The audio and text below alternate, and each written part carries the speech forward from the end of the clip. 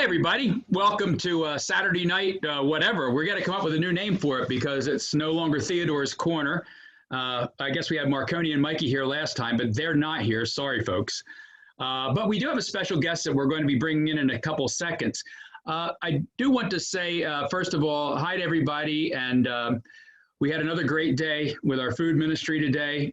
Brian and the gang took over literally again this week, hundreds and hundreds of sandwiches and meals for people, not only delivering them to St. Joe's in Elizabeth, but also to people who are literally on the street or living underneath of overpasses.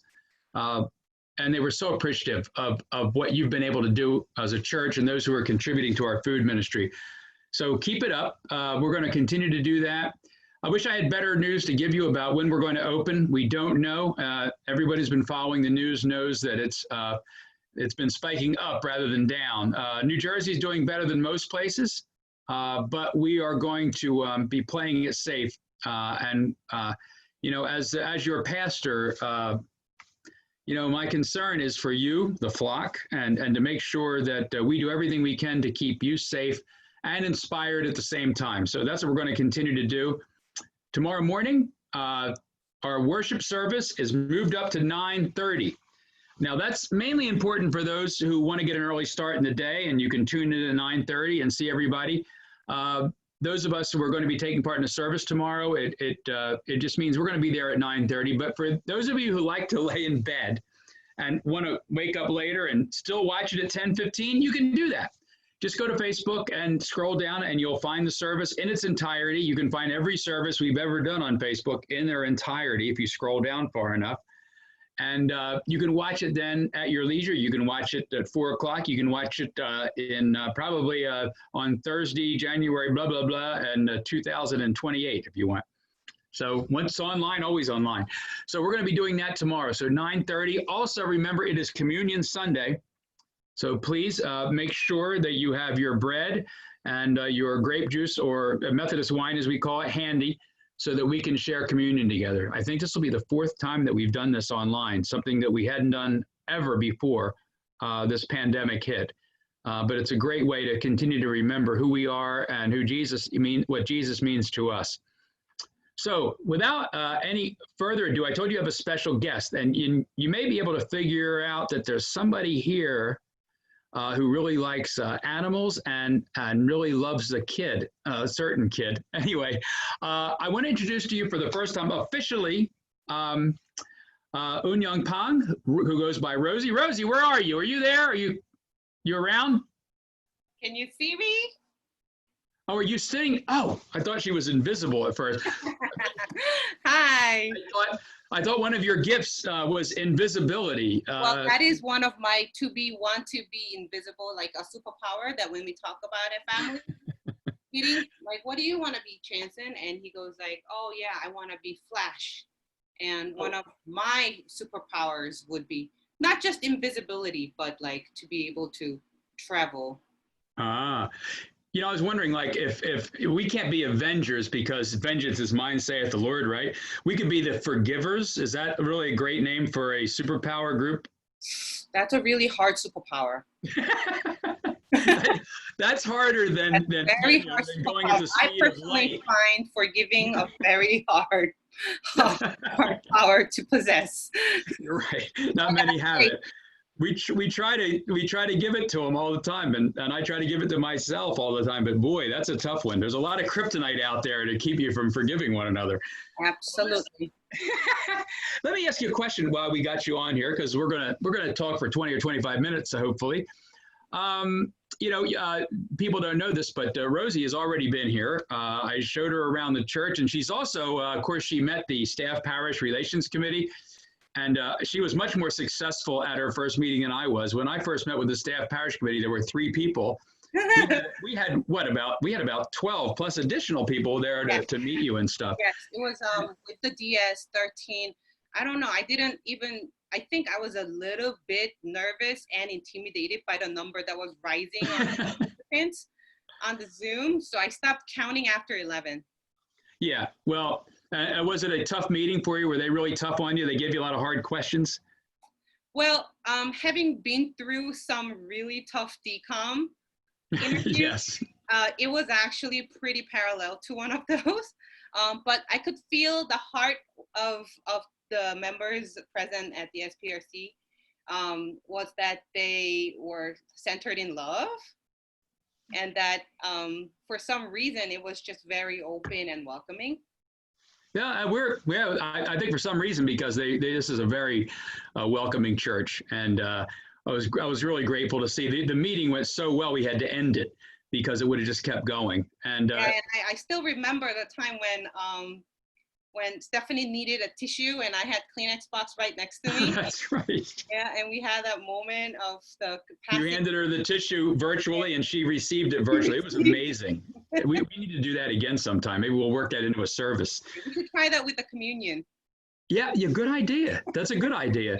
What do you think of the sanctuary and the other facilities that we have here? You feel like they're workable for you? Well, yeah. Well, I mean, it's a very very bright, sunlit church.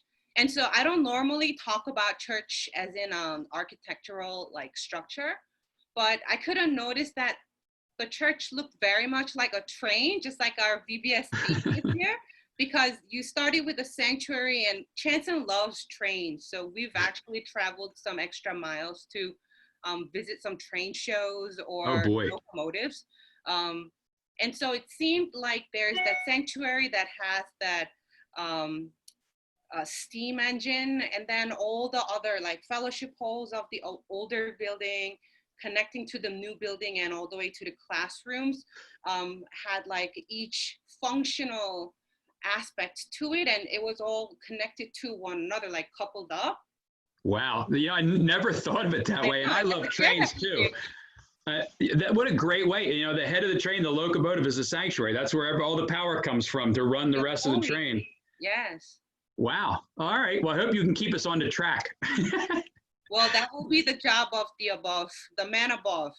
Absolutely. And you, by the way, Rosie, without being paid, because she just started to get out of the, she asked to join she came to our council meeting a couple months ago and was there to introduce herself there. So a lot of people in the church are already familiar with you, but this is your first introduction to the general congregation, and also to other people online who've been following us. So with that in mind, tell us a little bit about yourself. Are there like words or phrases that you would use to describe yourself? Yeah, well, actually, so I like to see myself as a tree because I like using imageries, not only just to communicate with children or young people, but when I put things into a simple or simpler image and find more meaning into it, it helps people to just continue on and develop into the understanding, a deeper understanding of not just who the person is. So I'd like to see myself as a tree, and not just any tree, but some sort of like a fruit tree. I love fruits, all kinds of different fruits. There's hardly any fruits that I have been really appalled to or have not really enjoyed. But a tree has a phase of growth, right? It starts from small and it continues to grow, but it also needs the care of the caretaker, the gardener. So although it seems to be growing autonomously, it actually relies on the surroundings, and it does need the care of those people to pay attention to. So while I want to be that giving tree, or am a giving tree at the same time, I like to receive. I like to receive love while I can give, because I know the danger of just giving and trying to be that doer and a giver, that you can run dry quickly. Oh yeah, absolutely. Absolutely. So I thought you were going to go to, we'll know them by their fruits at some point, but you had all the fruits involved. So, and they're all good, which is even better. Yeah. We're a church with a lot of different gifts and graces and things like that. Just to segue into that, what are some of these gifts and graces that you're going to bring to us at New Dover, and well, to you as well, because you're going to be a part of this church, and you are a part of this church already. Right. But yes, I'm not so sure if, this is this would be the best time to talk about it, because yes, I am very new, but when I met with the SPRC and when I spent some time talking to you, and also when Davidson, made that time to have that conversations, it sort of put me some of the things into perspective. So I'd like to be that person where I could see that it's a very vibrant church. It's a welcoming church. There's very vibrant ministries going on. But with the experiences that I have and the experiences that I can gain from New Dover, I also honor a lot of the experiences of this church. So I'd like to learn with and grow with the church together. Yeah, it's always good when you enter a new church to sort of be really absorbing a lot in the beginning. Yeah, and especially when the church has a lot to offer, like New Dover. I would like to spend some time connecting, learning, because I really value listening. And listening, comes in many different forms. Like you said, you can observe, you can have conversations, and you can even learn from the history. You can even learn from the church grounds, but as is. But something that I would like to do is to find an area that can grow, and I think I would be best fit there. Like, there's great things that the church does, but if there are things that the church can do better, I would be a really good fit there. Absolutely. You, by the way, I just noticed that, I mentioned to the group earlier that there's a beautiful work of art behind you. It's a beautiful work of art. And I know churches, whenever a pastor comes to a church, the church in general really wants to know a little bit, a lot actually, about their families and things like that. So I've been privileged to get to actually see some of your family on camera. But tell us a little bit about your family and who's going to be becoming a part of our family as well. Sure. I'll show you a picture of them in a few, but so I'm married to Shanta Pang, and he's a Cambodian American. He comes from a very big Cambodian family. They are the survivors of the Khmer Rouge. Wow. Refuge. So they traveled a long way to actually make it here, but they all safely made. And there is my mother-in-law and father-in-law who are residing in Brooklyn. They are all here, along with how many brothers and sisters does Shanta have? He's number 5 of 7. So there's 9 of them. Wow. And on my side, I was born in Korea, but I grew up in the Philippines, in Makati, Philippines. When I was 11, our family actually moved to live there, and my dad was not a missionary, but both my mom and dad have always been very involved with Methodist churches and their ministries. Mm-hmm. So I naturally grew up in the church. But cool. my part of the family are all in Korea. I have an older brother and his family's there, along with my parents. They're all living. But right now we live in Union, New Jersey. And at the moment, it's just the 3 of us. Mm-hmm. So who are the 3? I know you're one. Right, that's me. Shanta, my husband, and Chanson, my 6-year-old, who just had a graduation. I'm excited about Chanson because he has a love of paleontology, of course, and I can't wait to talk to him about dinosaurs and everything else. So. Yeah, when I told him that, oh, you know what Rev Chuck said? He said that he's gonna make a paleontologist out of you. And he kind of froze. He froze, and he had this like face of nervous breakdown almost. I get that look a lot, yes. Really, and I said, what's wrong? And he goes, what does he mean by making a paleontologist out of me? It'll be a gentle nudge. It'll be a gentle nudge. Where do we go hunting for shark's teeth? Interesting stuff about dinosaurs and fossils. And he's like, oh, that I don't mind. Well, that'll be good. So you said you had some pictures?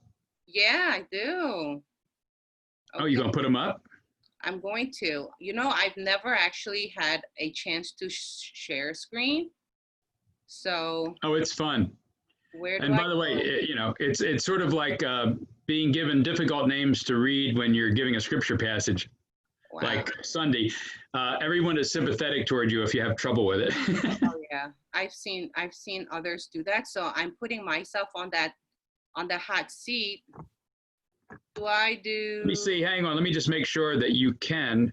Mm-hmm. Multiple participants can share simultaneously. There you go. So see if you can put that up there now.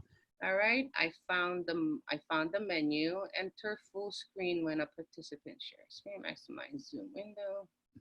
Scale to fit side by side. Okay. All right.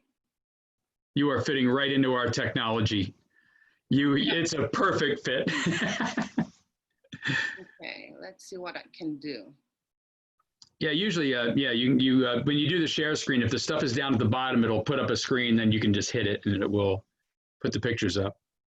Can you see anything? Not yet. By the way, I can edit this if we need to. Okay. Yeah. I think you can definitely edit it, but some of it is okay. I don't mind showing the struggles. That's okay. Yeah, no problem. Enter. Okay. Enter full screen. Is there any button I have to press to? Yeah, if you go down to share screen, you will get a screen that comes up, and what you have saved at the bottom of your screen will come up. Did you hit share screen, the arrow? Oh no. Hit share screen, the arrow, down to bottom. Down to bottom. It says share screen. Mine's green. Oh yeah. Oh my gosh. How Okay. did I miss that? Okay, and then you just hit what you want to put up. Okay, there you go. Share. Ah, look at that. Oh, there they are. Yay. Thank you. You're wonderful. That's your first lesson. That's about as technical as I ever get. My church will tell you that. Right. So yeah, this is my family. This is Mhm. Hanson on the right with his backyard graduation, and that's the backdrop that's in the back. Oh, that is okay. Yeah, behind my curtains. You This guys made that. I Wow. made that. Yeah. Because two of my friends who are in Chanson same school, we actually did like a 6-foot social distanced graduation in the backyard together. So Mhm. every mom sort of did something, and I told them, you know what? I think I could pull that backyard. And so it was, it's a thrifty, but a great photo shoot backdrop. Absolutely. So there's me, there's Chanson. He's going to first grade in September. This is Shanta, and this was the shot I got from Father's Day. Uh-huh. The shirt says, like father, like son. And for some reason, they usually match. Like when we are wearing like blue and white, we're usually matching blue and white. This was, I believe, yes, my birthday in February. Mhm. And they got me a little cupcake because my birthday fell on the same day as the local pastor's school training. Oh boy. So when I came back on that Saturday, oh my goodness, they had a little cupcake for me. And so yeah, this shows our like family heritage. It's all Chanson. You're gonna see a lot of him. Please don't mind. No, we love it. And so this is our Cambodian flag. And this is our Korean traditional costume. This was a Spirit Day, social studies day. And so he represents all. And of course, he was born in Brooklyn, New York. And we made that flag for the Memorial Day. Well, that's great. I know everybody's excited watching. He's going to fit right in. We have some really great kids in this church who have just blossomed here. We have, because of our vacation Bible school, because of our Sunday school, and because we're just such a welcoming church. And he is going to fit right in. As a matter of fact, he'll not only fit in, he'll be quite an inspiration for a lot. So very, very cool. Thanks for sharing that. No problem. Oh, and look how good you were to getting that back off. Oh my gosh, once I get the green light, I can hit the red light without a problem. Hey, every Methodist, including me, once we are on this journey to ordination, which is what you are. When you said DCOM, for those of you who don't know what DCOM is, it sounds like a missile defense system. It's not. It's the District Committee of Ministry and the of ordained ministry. And this is something that is part of your journey. So I just want you to just briefly just talk about your faith journey, when you first felt called to ordained ministry, and some of the highlights, that you have, and where you are currently. If you can summarize that in 30 seconds. No, take your time. Okay, so I do have my Master's of Divinity from Drew, and that school. The whole thing started with my series of questions in small group Bible studies in my home church. And finally, my senior pastor then, he was so helpful, and he's a really amazing pastor. But in the end, he said, you know what, Unyang, I think it's time that you find your own answers. So I'm just going to write you an amazing recommendation to Drew, but you're going to have to do your own searching. So this is how my journey to theological studies began. But the real call to ministry happened a year or two down the line, when I was I was serving, and I served in a few wonderful churches in the past. And while I was in ministry, there were series of events, children, youth, and members, and of course, some other pastors who have inspired me to move on with that call to ministry. So this is years back. We are almost traveling back in time to 2003 or 2004, because I went to seminary in 2002 and I finished in 2006. So all that time I was serving at a church, and the call to ministry came to me, and I didn't really grasp it while I was on the journey itself. After we got married, Shantai and I, the call to ministry sort of came back to me. So I nudged back into the district stores, and that's the Palisades district. And we made our way into New Jersey from Brooklyn. And so I sort of like restarted that ordination process. Yeah. They call that the hound of heaven, right? That once you're called, no matter, you think, okay, maybe not, then it comes back and grabs you and gets you again. And right, there's no escape. Yeah, but honestly, that affirmation is exactly what I needed. And God's been really faithful. There were times I didn't really push it out the way, but with things happening in life, getting married and having a child, and while I was in ministry, I didn't really consider seeing myself as continuing down the line with the ordination. But even the whole journey sort of started coming back to me, and I said, God, I believe that you will lead the way, and I will follow. So I'm a part of that ordination process. I'm a certified member candidate. And I'm just excited to start my new year as a local pastor. Well, this church has been so helpful to so many people over the years, and even in the time I've been here, with Chris and with Davidson.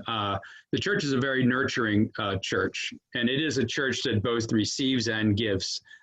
So I can't wait to see where you are, a year or two down the road in your own journey of ministry, and how much New Dover to me has helped me, even in my ripe old age, to continue to grow as a person, and to hopefully perfect ourselves in love. The old John Wesley thing. That as every day we wake up, we should be better than the day before when it comes to how we love. And churches help us to understand that, and we try to spread that to the church. So it is a two-way street. We're about 25 minutes in, so I'm going to just ask you to just quickly, it is early, and you're just taking your first steps here. But a two-part question, where do you see yourself fitting into the ministry of New Dover? And is there anything in particular that you want to share with our youth or families of youth at New Dover. So what do you think? Yeah, so with A tough question when you haven't been here yet, but I'm going to put it to you anyway. Sure. I mean, I'm excited because it definitely, helps me put things into perspective. And I'm not gonna say that I'm a great planner, but I try to envision the large picture, the big picture. But I also like to develop them with small, achievable goals, together with the team. And I believe that every ministry succeeds when it is done in team ministries. And so, like I said briefly earlier, I really want to be able to learn some of the weak links of New Dover. And if there are people or anyone, children, families, parents, or youth, who feel that they don't really feel so attached to this church community or to Jesus or to God or to this universe, I would like to find my way to you and sort of start building a relationship, but also to help you find who you are, because transformation begins from knowing where you are and who you are and the value of your identity. I'm going to interject here just something that we didn't, not a lot of people in our church know Reverend James Lee, who's a South Plainfield, who's Yes, just James. tremendously inspiring minister. They don't know James? I thought James was James. like the next celebrity to Kyle. That's right. Well, James credits you with being the most influential person in terms of his getting into ministry and everything like that. So you've got quite a track record and we're grateful for getting James in or being a helper along the way or a mentor to him along the way. So, boy, people in the church should be very excited to hear that. I wanted to share that with them to let them know you have a track record for recognizing other people's gifts and graces and helping them to develop them. And yeah, I think this is definitely a part of my biggest joys. And as you can see where I am, I'm a late bloomer. And I really don't mind blooming late because I don't know if everyone is aware of the author Eric Carle. I mean, of course, he's a very famous children's book writer, but he writes something about the seeds, and sometimes even the seeds would be planted or to sprout a bit later than others. There's a purpose for every act, and I am one of the late bloomers or a prodigy or returner, but I don't really mind, the ins and the outs of the things that I've been through in life, because it helps me to be who I am. And so the same goes for everyone out there, and that's where I want to be a part of. I want to be a part of your life's experience and your journey as a disciple of Jesus. And even if you feel like, oh, I'm a bit lost yet, and I feel like a real late bloomer, sometimes the last shall be first. right. I was a late bloomer myself, and I think there's a reason why God plants those seeds that germinate at different times. I wouldn't have been the same minister if I'd come right out of college and gone into seminary. I wouldn't have had enough life experience to be the minister I am now. And, all along the way, you never know. It's amazing when you look back on your life and you see the way that God was involved when you didn't even know God was involved, but developing those gifts and graces for ministry. So I totally hear what you're saying. I'm sure our church will hear what you're saying. And we're just very excited to be a part of your journey, and now you're a part of ours. And just to add to that, and I know that I'll probably start connecting with a lot of youth members soon enough. I don't want to leave you guys hanging out there without such a wonderful pastor, leaving and missing. And I could feel that Davidson had a lot of love for everyone of you. And so I would just like to meet you where you are, or even the parents of the youth, because one thing that I have learned from my years of youth ministry is that they always push you back so far that that others mistaken you for not wanting to be found or wanting to be met. Sometimes, you're hiding behind your phone, or you don't really want to show up. But in the end, at the core, everyone wants to be met. Yeah, absolutely. Well, I wish we had a little bit more time. We're going to, it is July 4th weekend, and this is actually going to be shown. We're recording this on Friday because it's going to be tough getting people together on July 4th, but it's going to be shown, of course, July 4th at 5 o'clock, around 5 o'clock, maybe 4, depends on when we can put it up. But I want to thank you, Rosie, for being a part of this for the first time. We have already talked, gang, about Saturday night and some ideas that we have. We want this Saturday night thing to be exciting, to be diverse.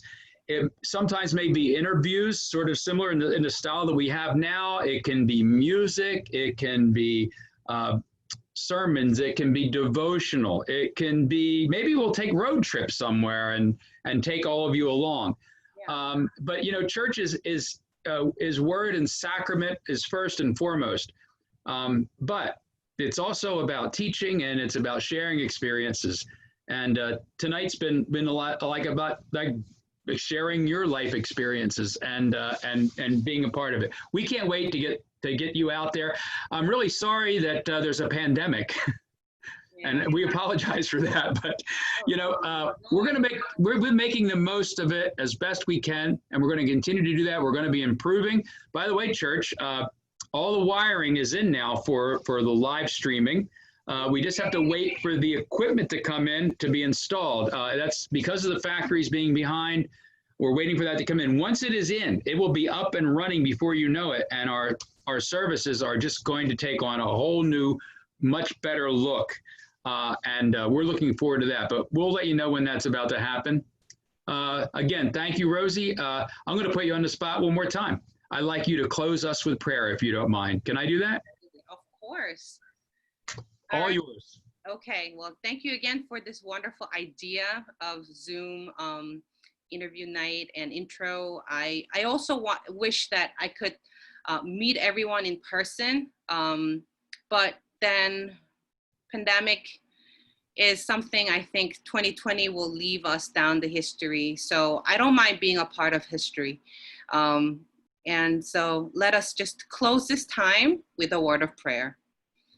Dear Lord Jesus, we are closing this time of fellowship and newness with a word with you, but then this closing prayer is just an opening remarks to our new relationship, to our wonderful new years to come. And Jesus, we just ask for your Holy Spirit to guide us in this time of confusion and unknown. There are a lot of things that are unknown to every one of us, and every one of us have been very essential in every part of our life, wherever we belong. So please be with everyone. Please be with everyone at New Dover and with all this world. Whatever we do, whatever we say, may love be at the center of our own, and may the love of such heart of Christ be the very reason that we live.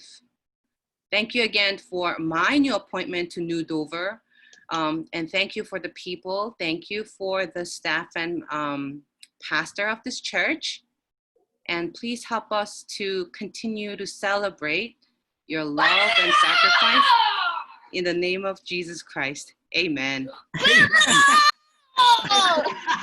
Chanson, come on. You just did it. Chanson, boy, that I thought the Holy Spirit broke in there big time. Oh my gosh, I know that. I think I was going a little overboard with that prayer, and that's exactly when Chanson comes in like an alarm. Prayer's too deep for words, Paul said, right? Okay, I'm going to stop our recording, and listen, we'll be seeing a lot of you down the road, Rosie. So God bless. Take care, and